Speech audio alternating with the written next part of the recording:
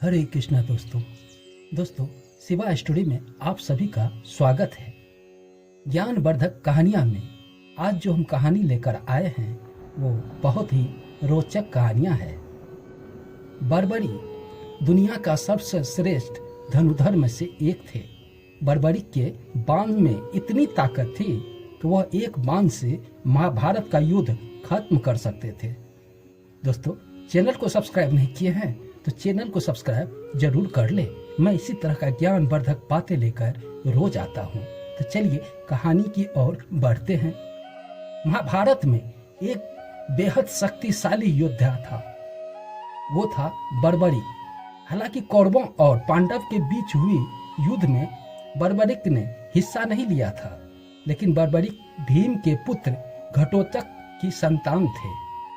बर्बरिक को वरदान प्राप्त था कि वह 3 बाण से तीनों लोक जीत सकते थे, जिसकी वजह से युद्ध पहले कौरव बर्बरिक को लेकर डरे हुए थे। बर्बरिक को उनकी मां ने बचपन से यही सिखाया था कि हमेशा हारने वालों की ओर से युद्ध लड़ना। ये बात कृष्ण जी जानते थे। जब बर्बरिक युद्ध में सहायता देने पहुंचे तब कृष्ण ने अपनी कूटनीति से उन्हें रणचंडी को बलि चढ़ा दिया। हालांकि बर्बरिक कृष्ण के वरदान से महाभारत का पूरा युद्ध देखा था। बर्बरिक का कटा सर अंत तक युद्ध देखता रहा। कृष्ण जी ने बर्बरिक को कलयुग में पूजित होने के वर दिया था। वरदान में बर्बरिक को खाटू श्याम के नाम से भी पूजा जाता है। जब बर्बरिक युद्ध भूमि की तरफ से निकल रहे थे तब ब्राह्मण के भेष में कृष्ण ने उनके पास पहुंचे। कृष्ण बर्बरिक का मजाक उड़ाकर उन्हें चुनौती देने लगे ताकि वह अपनी शक्ति का परिचय दे। कृष्ण ने बर्बरिक को एक वृक्ष दिखाते हुए कहा कि वह यदि पेड़ के सारे पत्तों को एक ही तीर से भेद देंगे तो वह मानेंगे कि वह शक्तिशाली योद्धा है। बर्बरिक ने कृष्ण की चुनौती स्वीकार कर ली और पेड़ पर तीर चलाया। जब एक एक करके सारे पत्ते को तीर भेद रहा था तभी चुपके से कृष्ण भगवान ने एक पत्ता अपने पैर के नीचे दबा लिए। बर्बरिक ने कृष्ण से कहा कि वह अपना पैर पत्ते पर से हटा ले ताकि तीर अपना कार्य पूरा कर सके। कृष्ण जानते थे कि युद्ध में कौरवों की हार होगी, लेकिन बर्बरिक कौरवों की तरफ से लड़ते रहे तो पांडव की हार तो सुनिश्चित थी। इस घटना के बाद एक दिन भगवान कृष्ण ब्राह्मण का भेष धरकर बर्बरिक के पास गया और उनसे दान में उनका सिर मांगा।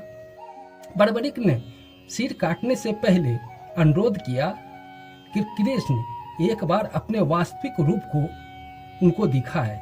बर्बरिक ने इसके बाद शीश दान कर दिया।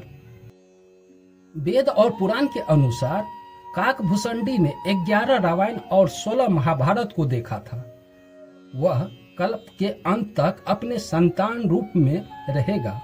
भगवान राम ने ही काकभूषणी को अमर बनाया था। एक कौरव के रूप में अपने एक जन्म के दौरान काकभूषणी की भेंट बालक राम से हुई थी। प्रभु खेल रहा था और उन्हें पकड़ने की कोशिश कर रहा था। यथा समय काकभूषणी को प्रभु के मुख के दर्शन हुए और अपने मुख में आकाश गंगाओं को और ब्रह्मांड को देखकर काकभूषणी ने भगवान राम से दूर उड़ना बंद कर दिया और उनके पास लौट आया। काकभूषणी ने जगन्नाथ स्वयं भगवान राम को न पहचानने के लिए क्षमा मांगी। प्रभु ने उन्हें एक दिव्य मुस्कान दी और काकभूषणी से उनकी इच्छा के बारे में पूछा। काकभूषणी ने कहा कि वह हमेशा और हमेशा के लिए भगवान राम की भक्ति करना चाहता है। दोस्तों, यह कहानी पसंद आई हो तो चैनल को सब्सक्राइब जरूर कर ले। मैं इसी तरह का ज्ञानवर्धक कहानियां लेकर रोज आता हूँ।